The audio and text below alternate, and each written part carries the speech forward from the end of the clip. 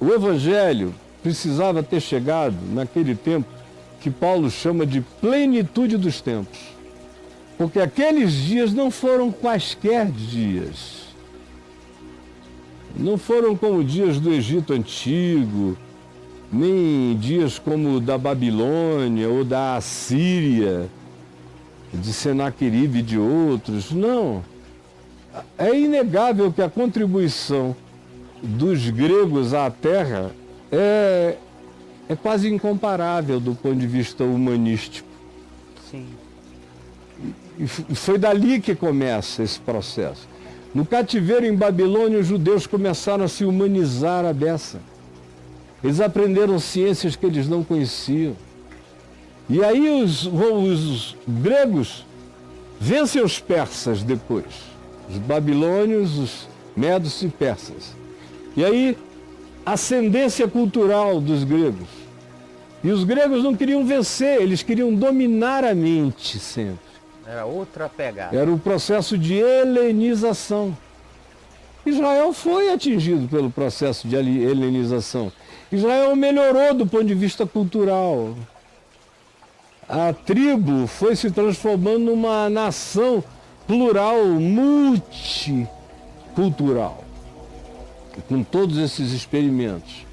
Convívio longo de 300 anos com os gregos, depois com os romanos, depois com o mundo inteiro.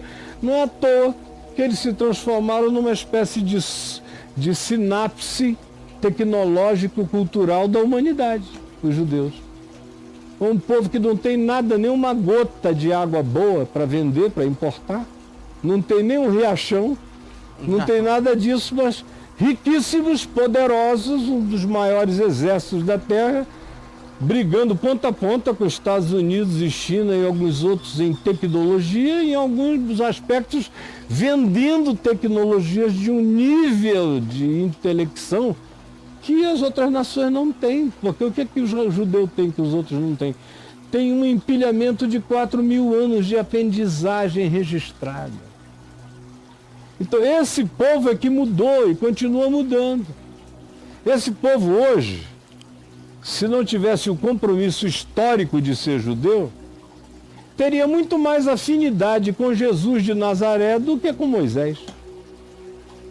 É porque eles têm o compromisso histórico. Até os ateus me dizem em Israel, eu não creio em Deus, mas eu creio na história de Israel. Então a heresia não é não crer em Deus, a heresia em Israel é não crer na história de Israel. Você pode ser ateu desde que crê na história. Então, o que está em questão esse tempo todo? E que o presente revela, que o que está em questão não é Deus, mas a história de Israel. E a Bíblia tem a ver com a história de Israel. A revelação única, absoluta, plena, irretorquível, inacrescentável de Deus é Cristo Jesus encarnado. É aí que está a palavra de Deus, é em Cristo que eu sei como Deus pensa. Não é em Moisés.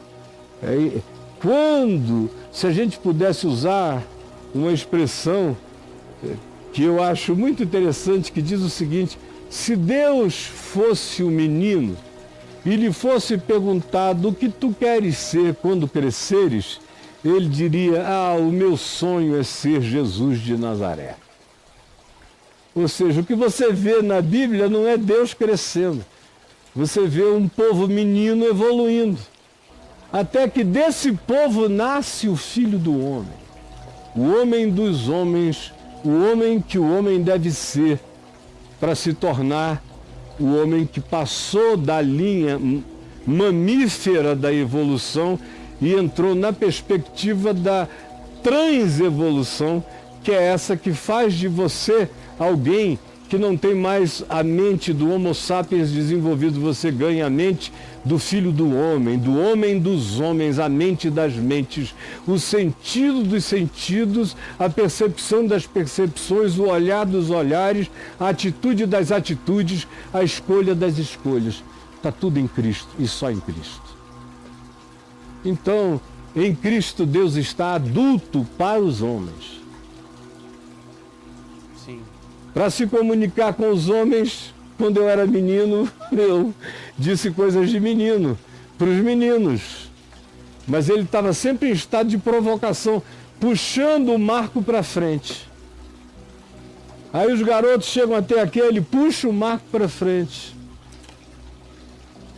Até que chega Cristo e não tem mais Marco para puxar para frente. E em Cristo, o que os homens viram é que o marco do significado de ser homem, que foi posto por Deus através de Jesus, Jesus é o homem dos homens, não é alcançável pelos homens, como eu preguei hoje, como eu falei hoje, a menos que haja Deus no homem.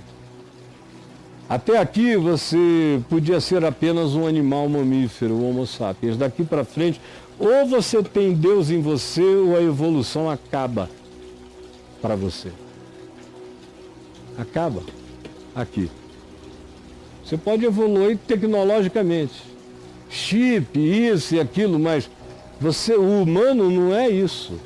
O humano não é memória, o humano não é força física, mecânica no braço, biônica.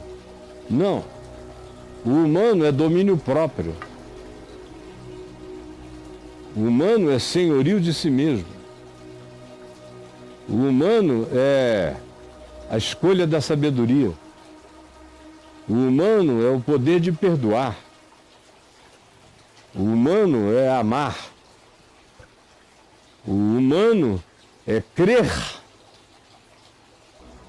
O humano é tudo quanto em Jesus você possa ver.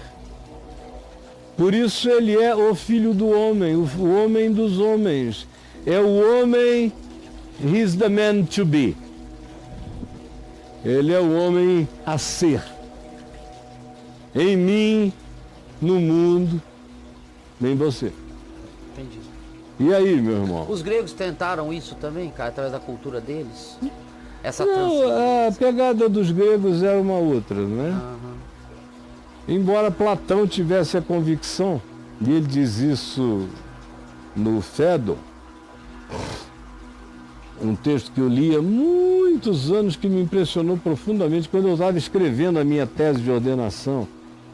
Eu fiz várias leituras de pesquisa no ambiente da filosofia grega e me chocou quando eu vi Platão dizer o seguinte: agarre-se à melhor sabedoria, ao melhor pensamento, à melhor filosofia, ao que fizer de você mais humano.